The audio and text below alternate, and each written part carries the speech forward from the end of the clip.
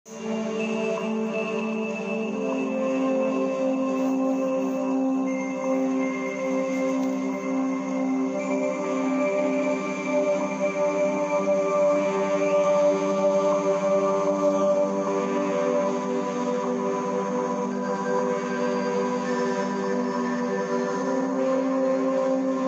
Everyone, welcome you all on my channel wings to career.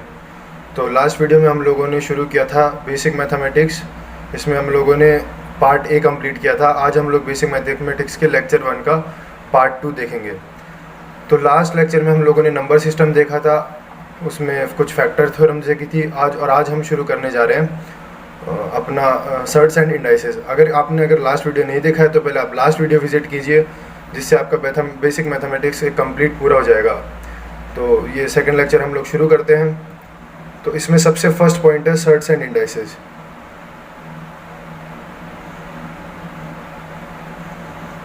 तो shirts and indices में सबसे पहले shirts and indices समझने के लिए सबसे पहले हम लोगों को रेडिकल समझना पड़ेगा। तो रेडिकल्स क्या होता है, रेडिकल्स देख लेते हैं। रेडिकल्स एक एक्सप्रेशन होता है n अंडर रूट एक्स के टाइप का। The sign n of under root को हम लोग रेडिकल साइन बोलते हैं। और जो the number under this sign, इस साइन के अंदर जो नंबर होता है, मीन्स जो अंदर यहाँ जो नंबर होगा उसको हम लोग x एज्यूम किए हैं, तो इस x नंबर को रेडिकल बोलते हैं। और जो नंबर एंगुलर पार्ट है जो यहाँ n की जगह लिखा जाएगा उसको हम लोग रेडिकल का ऑर्डर बोलते हैं।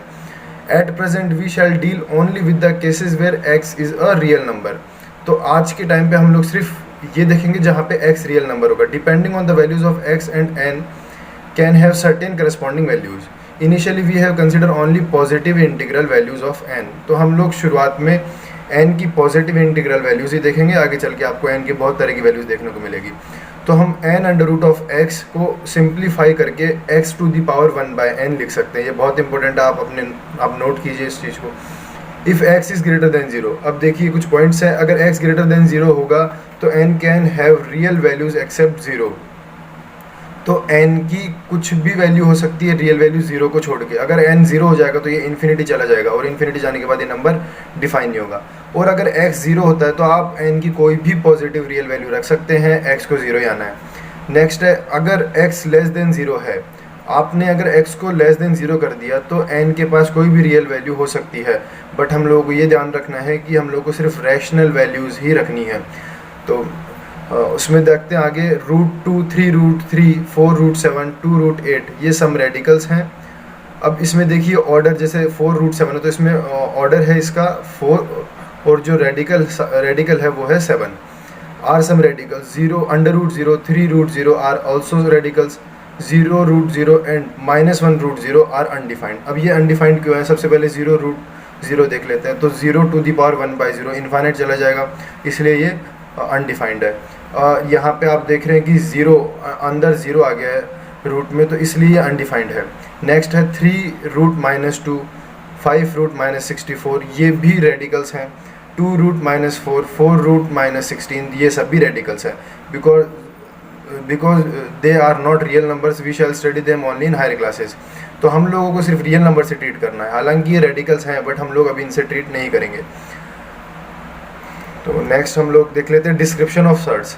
अब सर्ट्स क्या होता है? If a is a positive number which is not the nth power of any rational number, then the irrational number plus minus n under root a are called simple surds और monomial surds. अब देख लीजिए monomial surds क्या होते हैं। n under root a की form में जो लिखे हैं plus minus n under root a की फॉर्म में जो नंबर्स लिखे हैं वो नॉमिनल सर्ट्स होते हैं। Every surd is an irrational number. तो जो भी number n under root a की फॉर्म में लिखा हुआ होगा, plus minus n under root a की फॉर्म में लिखे हुए हर नंबर सर्ट्स कहलाते हैं। But every irrational number is not a surd. तो ये ध्यान रखना जरूरी है, जितने भी सर्ट्स होते हैं वो सारे इरेशनल नंबर होते हैं, बट जितने भी इरेशनल नंबर्स हैं वो सर्ट्स नहीं होते। So the presentation of nominal surds on number line is same that of irrational number. तो हम लोग कुछ एग्जांपल देखते हैं। √3 is a surd and √3 is an irrational number. तो देखिए सर्ड के लिए जो आपका रेडिकल है, यहाँ पे जो 3 रेडिकल है ये रैशनल होना चाहिए था, और अंडर रूट के अंदर है तो ये सर्ड हो गया, और √3 इरेशनल है। 3√5 सर्ड है और 3√5 इरेशनल नंबर भी है। पाई इरेशनल नंबर है बट ये सर्ड नहीं है, बिकॉज पाई की वैल्यू 3.14 होती है, वो उसमें किसी भी अंडर रूट का सिस्टम नहीं है, इसलिए वो सर्ड नहीं होता। 3 अंडर रूट 3 प्लस रूट 2 एक इरेशनल नंबर है बट ये सर्ड नहीं है, ये पॉइंट इंपॉर्टेंट है, the point. 3 under root 3 plus root 2 को इरेशनल नंबर्स की कैटेगरी में इसलिए लिया गया है और सर्ड की कैटेगरी में इसलिए नहीं लिया गया बिकॉज जो रूट के अंदर रेडिकल है 3 प्लस रूट 2 वो रैशनल होना चाहिए। सर्ड्स की कंडीशन होती है जो रेडिकल है वो आपका रैशनल नंबर होना चाहिए, बट यहाँ पे 3 प्लस रूट 2 रैशनल नहीं है, तो 3 under root 3 plus root 2 irrational number होगा बट सर्ड नहीं होगा। ऑर्डर ऑफ सर्ड, अब सर्ड का ऑर्डर, जो ऑर्डर ऑफ सर्ड है इसमें जो ये n है, n आपको सर्ड का ऑर्डर बताता है। तो आप कुछ एग्जांपल देखिए, रूट 2 यहाँ पे सर्ड का ऑर्डर 1 है, 3 रूट 3 3, 4 रूट 5 4 यहाँ पे सर्ड का ऑर्डर है। अब कंपैरिजन ऑफ नॉमिनियल सर्ड्स, अब हम लोग नॉमिनियल जो सर्ड्स हैं, मोनोमियल जो सर्ड्स हैं, उन मोनोमियल सर्ड्स का हम लोग कंपैरिजन करेंगे। अब देखिए कैसे कंपेयर किया जाता है कि इनमें से किसकी वैल्यू ग्रेटर है, किसकी वैल्यू छोटी है। तो आप या तो अंडर रूट कैलकुलेट करके, कैलकुलेटर का यूज़ करके आप लोग कैलकुलेट कर सकते हैं, बट यहाँ बहुत ईजी मेथड होती है जिससे हम लोग ये चीज़ कैलकुलेट कर सकते हैं।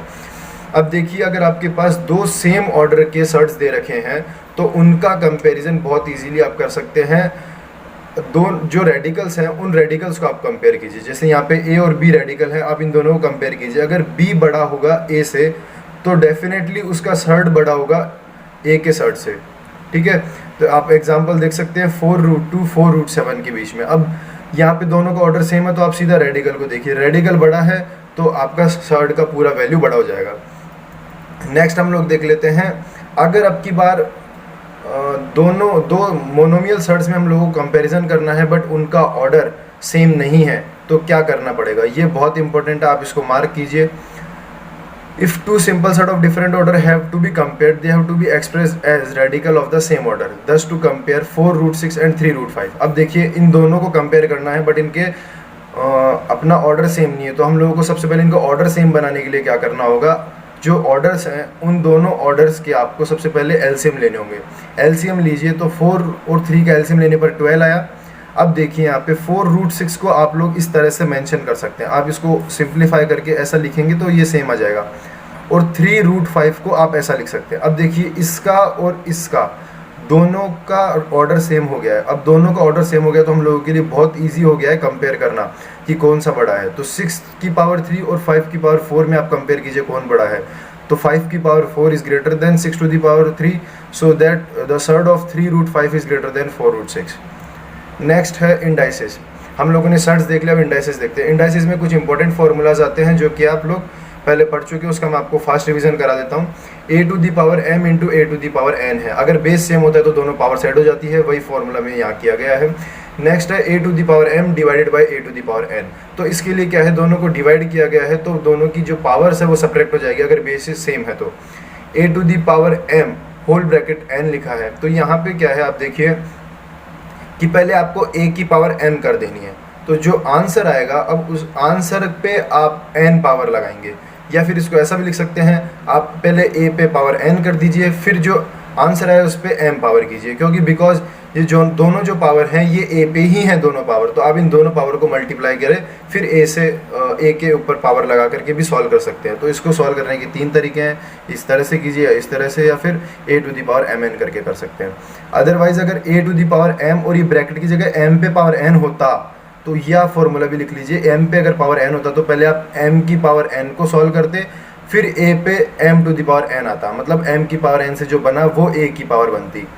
नेक्स्ट फोर्थ है a upon b minus m by n, इस पे पावर है। अब देखिए पावर को नेगेटिव से पॉजिटिव बनाने का तरीका ये है कि जो आपका बेस है उसको रेसिप्रोकल कर दीजिए। फिफ्थ फार्मूला है a to the power n divided by b to the power minus m। अब दोनों अलग अलग हैं तो दोनों का बेस अलग है, तो इसको सॉल्व करने का तरीका क्या है, आप b को a के साथ मल्टीप्लाई कर दीजिए, मतलब b को ऊपर ले आइए, न्यूमिनेटर में ले आइए, तो b की पावर पॉजिटिव हो जाती है। अब देखिए सिक्स्थ फार्मूला को आप सॉल्व करेंगे पीछे जो हम लोगों ने सीखा है उससे, तो आपके सीधा a ही निकल के आएगा, और इसके लिए कंडीशन होती है कि n को ग्रेटर देन और इक्वल्स टू 2 रखना होता है। नेक्स्ट है आपका, अगर दोनों पे अगर n रेडिकल्स है और दोनों पे n ऑर्डर है, दोनों मल्टीप्लाई हो रहे हैं, तो आप दोनों को साथ में रख सकते हैं, इस तरह से इसको लिख सकते हैं। आप इन सब फॉर्मूलाज पे एक एक क्वेश्चन अपने हिसाब से लीजिए, उसको सॉल्व कीजिए, आप सेटिस्फाई हो जाएंगे हर एक पॉइंट से। नेक्स्ट है, अगर ऊपर भी न्यूमिनेटर में भी जो नंबर है उसका अगर ऑर्डर डिनोमिनेटर के नंबर के साथ सेम है तो आप लोग दोनों को कंबाइंडली डिवाइड करके इस तरह से लिख सकते हैं। बहुत इजी फार्मूलाज है, आप लोग काफ़ी कवर कर चुके हैं। 9, 10 फार्मूला जो है, ये जो भी हम लोगों ने टिल 8 तक जो फार्मूला देखे हैं उन्हीं से आप इसको सिंप्लीफाई करके समझ सकते हैं। इसको मैं आपको नहीं बताऊंगा, मैं आपको स्पून फीडिंग नहीं कराना चाहता, इसलिए 9th और 10th फार्मूला आप पहले खुद से देखिए, खुद से समझने की कोशिश कीजिए। अदरवाइज़ फिर भी आपको नहीं समझ में आई तो आप कमेंट बॉक्स में डाल के मुझे बता सकते हैं कि ये चीज़ समझ में नहीं है, मैं उसको किसी भी वीडियो में वापस से ले लूँगा। 11 टॉपिक है a टू दी पावर 1/2, यहाँ लिखा है into a to the power 1/2। अगर बेस सेम है तो क्या करना होगा, दोनों की पावर्स को ऐड कर दो, दोनों की पावर्स को ऐड करने पर क्या आएगा, a टू दी पावर 1, जो कि यहाँ पे RHS में लिखा है। 12th फार्मूला है √a इंटू √b, दोनों बेस अलग हैं तो आप लोग a टू दी पावर 1/2 और b टू दी पावर 1/2 को मल्टीप्लाई तो करना है, तो इससे बढ़िया आप a b को मल्टीप्लाई करके उन पे होल पावर 1/2 लगा सकते हैं। इनके लिए आप एग्जाम्पल लेके कर सकते हैं। √a प्लस √b का स्क्वायर आप लोग जो a प्लस b का होल स्क्वायर की आइडेंटिटी होती है उसके अकॉर्डिंग सॉल्व कर सकते हैं। इसी तरह से आप लोग 14th पॉइंट को भी सॉल्व कर सकते हैं। एंड नेक्स्ट पॉइंट है 15th, a प्लस √b is equal to c plus √d। अब देखिए इन दोनों को इक्वल, ये दोनों इक्वल तभी हो सकते हैं जब a c के इक्वल हो जाए और b d के इक्वल हो जाए, तभी ये कंडीशन पॉसिबल होगी, अदरवाइज ये कंडीशन नहीं हो सकती। जहाँ पे आपके a और c तो रैशनल नंबर्स होंगे and b and d, √b and √d are irrational numbers. Next formulas है, अब देखिए जो 16th फार्मूला ये बहुत इंपॉर्टेंट है। यहाँ पे डिनोमिनेटर में आपके पास एक इरेशनल नंबर आ गया तो इसको सॉल्व करना बहुत टफ हो जाता है। इसके लिए आप क्या कीजिए, इसके कॉन्जुगेट से ऊपर नीचे मल्टीप्लाई करा दीजिए, तो ये आपका जो डिनोमिनेटर है वो एक रैशनल नंबर बन जाएगा और हमारे लिए क्वेश्चन बहुत इजी हो जाएगा।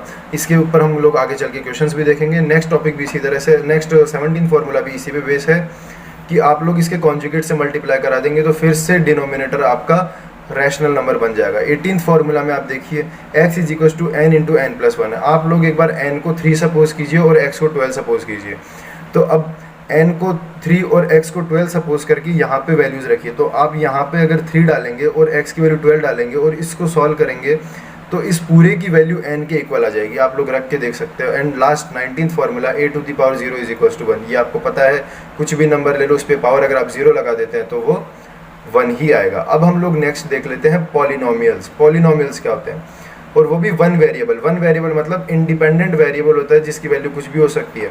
तो हम लोग अभी x, y, z इस तरह से डिफरेंट वेरिएबल्स ले लेंगे, सिर्फ एक वेरिएबल लेना है। तो उसका पॉलिनोमियल कैसे बनाते हैं, उसके लिए सबसे पहले क्या करते हैं, x की सबसे ग्रेटेस्ट जो डिग्री होती है उसके आगे एक कांस्टेंट होता है, फिर उसके बाद में एक कांस्टेंट, और x की वैल्यूज x की जो पावर है इस तरह से घटती रहती है। तो ये a to the power a(-1), a(-2) ये सब क्या है, x के कोफिशिएंट्स हैं। a(n) कभी भी 0 नहीं होगा, अगर a(n) 0 हो जाएगा तो इसकी डिग्री कम हो जाएगी, पॉलिनोमियल की डिग्री घट के n-1 पहुंच जाएगी, तो इसलिए a(n) 0 नहीं हो सकता। अगर आप कह दिए कि x स्क्वायर है तो मतलब ये 2 डिग्री का इक्वेशन है और इसका जो कोफिशिएंट है वो 0 हो गया, तो ये 2 डिग्री की इक्वेशन थोड़ी बचेगी, या तो ये 1 डिग्री की इक्वेशन होगी या फिर ये कांस्टेंट वैल्यू होगी। नेक्स्ट है power of x is whole number is called a polynomial in one variable. अगर पावर x की 0 आ जाती है, तो पावर x की अगर होल नंबर आ जाती है तो ये पॉलिनोमियल वन वेरिएबल में कहलाता है। अब देख लीजिए आप लोग, इस तरह की जो इक्वेशन होती है इसमें देखिए ये u की जो सबसे बड़ा जो u का पावर है इसको हम लोग बोलते हैं लीडिंग टर्म, ये होती है हमारी लीडिंग टर्म, और इसके आगे जो लिखा हुआ है 1/2, 3, 2, 4 ये सब कोफिशिएंट्स होते हैं, और जो यहाँ पे u है ये वेरिएबल है। अब pu में टर्म्स कितनी है ये लोग गिनते हैं अपन ऐसे 1, 2, 3, 4, जो यहाँ पे आपके पास u³ u², u मतलब आप u की पावर n से लेकर के u टू दी पावर 0 तक जितनी टर्म्स होगी उनको आप कैलकुलेट कर लेंगे, टोटल काउंट कर लेंगे, तो जो नंबर आता है वो यहाँ पे आपकी पॉलिनोमियल की नंबर ऑफ टर्म्स होती है। अब जो सबसे बड़ा u है, u की सबसे बड़ी पावर के सामने जो कोफिशिएंट लिखा हुआ है उस कोफिशिएंट को हम लोग लीडिंग कोफिशिएंट कहते हैं। ये बहुत इंपॉर्टेंट है, कभी आपको लीडिंग कोफिशिएंट लिख के दे देगा तो आप कंफ्यूज मत हो जाना, आपको पता होना चाहिए लीडिंग कोफिशिएंट होता है लीडिंग टर्म का कोफिशिएंट ही लीडिंग कोफिशिएंट कहलाता है। नेक्स्ट है जीरो पॉलिनोमियल। अब देखिए जीरो पॉलिनोमियल क्या होता है, जिसमें x टू दी पावर 0 हो, मीन्स वहाँ पे किसी जो वेरिएबल है उस पर पावर 0 होनी चाहिए, मीन्स एक तरह से कांस्टेंट ही होता है जीरो वेरिएबल। ज़ीरो नंबर को ही हम लोग कहते हैं या फिर कांस्टेंट नंबर को ही ज़ीरो पॉलिनोमियल कहते हैं। नेक्स्ट है सम इम्पोर्टेंट पॉलिनोमियल्स, हम लोग देखते थे नंबर ऑफ टर्म्स के बेसिस पे। जो 24 पॉइंट है वो पॉलिनोमियल का एक टाइप है, बट वो नंबर ऑफ टर्म्स के बेसिस पर। आप देख लीजिए मोनोमियल्स। मोनोमियल्स क्या होता है, अगर आपका पॉलिनोमियल है सिंगल वेरिएबल में और इसमें एक ही टर्म है तो उसको हम लोग बोलेंगे monomial, because it have only one term. Next है बाइनोमियल। बाइनोमियल्स में क्या होता है, आपका जो पॉलिनोमियल है उसमें दो टर्म होंगी तो इसीलिए इसको बाइनोमियल कहते हैं। और ट्राइनोमियल्स में क्या होता है, अगर आपके पॉलिनोमियल में तीन टर्म है, देखिए यहाँ पे 2x² + x + 6 तीन टर्म्स हैं तो इसको ट्राइनोमियल्स कह दिया गया है। अब देखते हैं पॉलिनोमियल का जीरोस क्या होता है और पॉलिनोमियल इक्वेशन कैसी होती है। अब देखिए, आप अगर इस पॉलिनोमियल में x की कुछ वैल्यू रख देते हैं, if we replace x by 3, तो आप यहाँ पे देखिए वैल्यू यहाँ पे 17 आती है। आप फिर कुछ और वैल्यू रखते हैं, मान लीजिए आपने x की वैल्यू -2 रखी यहाँ पे इस पॉलिनोमियल में, ये पॉलिनोमियल है आपका ट्राइनोमियल पॉलिनोमियल और ये सिंगल वेरिएबल में पॉलिनोमियल है। आपने अगर इसमें -2 वैल्यू रखी तो 22 आया, 0 रखी तो 2 आया, x = 1/2 रखी तो 3/4 आया। तो इस तरह से अलग अलग वैल्यूज़ रखने पर इसका आंसर अलग अलग आता है। तो हम लोग इसको इस तरह से बोलते हैं, x की वैल्यू अगर 3 पुट की तो fx का आंसर यहाँ पे 17 आया है, तो fx की वैल्यू 17 हो जाती है एट द वैल्यू x = 3। अगर मान लीजिए x को हम लोग ऐसा कुछ रखें कि fx की वैल्यू 0 हो जाए, तो जो वो x की वैल्यू है उस वैल्यू को हम लोग बोलते हैं ज़ीरो ऑफ ए पॉलिनोमियल या फिर रूट ऑफ ए पॉलिनोमियल। बहुत इंपॉर्टेंट है, आप इसको मार्क कर लीजिए।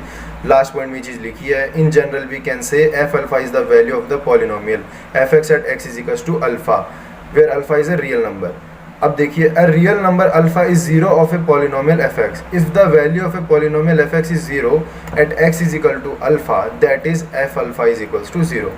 नेक्स्ट है, ये देखिए यहाँ पे ये चीज़ बताई गई है कि आपको ये जो x² - 5x + 6 है, यहाँ पे आप लोग x की वैल्यू 2 और 3 डालते हो तो आंसर आप लोगों का आएगा 0। Means x at x = 2 and x = 3, the polynomial fx या फिर polynomial px becomes 0। Means 2 and 3 are the zeros of polynomial px। आपको ये जीरोज ऑफ पॉलिनोमियल समझ में आ गया होगा यहाँ तक। नेक्स्ट हम लोग देख लेते हैं roots of a polynomial equation. तो roots of a polynomial equation इसी को हम लोग कहते हैं, जो जीरोज होते हैं सबसे पहले हम लोगों को जीरोज कैलकुलेट करने होते हैं। An expression fx = 0 is called a polynomial equation if fx is a polynomial of degree n greater than or equals to 1, a real number alpha is a root of a polynomial fx = 0। तो यहाँ पे क्या होगा, alpha जो number है, alpha जो value है जिसकी वजह से fx 0 हो गया है, तो इस अल्फ़ा को ही हम लोग रूट ऑफ दैट पॉलिनोमियल कहते हैं। एग्जाम्पल हम लोग देख लेते हैं, 3x - 2 है, तो अब ये 3x - 2 x की किस वैल्यू के लिए 0 बनेगा, तो x की 2/3 वैल्यू के लिए हम लोगों का 0 बन जाएगा। तो 2/3 क्या है, रूट ऑफ दिस पॉलिनोमियल। तो 2/3 को हम लोग 0 भी कह सकते हैं। 2/3 इस वैल्यू का, 2/3 जो है इस पॉलिनोमियल का 0 है। Zeros of the polynomial is 2/3। Next 2/3 इसका रूट कब बन जाएगा, 3x - 2 = 0 की फॉर्म में आप इस इक्वेशन को लिख देते हैं। मतलब आप जब ये निर्धारित कर लेते हैं कि fx की वैल्यू 0 ही आनी है, उसके अकॉर्डिंग जो x की वैल्यू आती है उस x की वैल्यू को हम लोग कहते हैं रूट ऑफ दिस पॉलिनोमियल। सो ये था अपना बेसिक मैथमेटिक्स का रिवीजन यहाँ तक। आप नेक्स्ट वीडियो में हम लोग कुछ रिमाइंडर थ्योरम्स एंड ट्राइंगल्स की प्रॉपर्टीज़ देखेंगे। उससे पहले मैं आपको बता दूं कि ये कुछ 5 क्वेश्चंस की मैंने लिस्ट बनाई है, जिनको आप अब तक की 2 लेक्चर के बेसिस पे आप लोग इनको कर सकते हैं। मैं आपको पहले चाहता हूं कि आप लोग अपने से ट्राई करें, फिर मैं नेक्स्ट वीडियोज़ में आपको इनके सॉल्यूशन बताऊंगा। नेक्स्ट वीडियो चालू करने से पहले हम लोग पहले इनके सॉल्यूशन देखेंगे, फिर ही हम लोग आगे बढ़ेंगे। तो आप लोग इन क्वेश्चंस को कीजिए। देखिए, इसमें मैंने कुछ क्वेश्चन के आंसर दिए हैं, तो आप लोग अपने आंसर मैच करवा सकते हैं। आपका अगर आंसर आ जाता है तो ठीक है, वरना नेक्स्ट लेक्चर में आप लोग मेरे साथ इन क्वेश्चन को सॉल्व कर सकते हैं। So thank you guys for watching this video. If you like this video, share it with your friends, subscribe my channel wings to career and press bell icon for more updates. Thank you so much.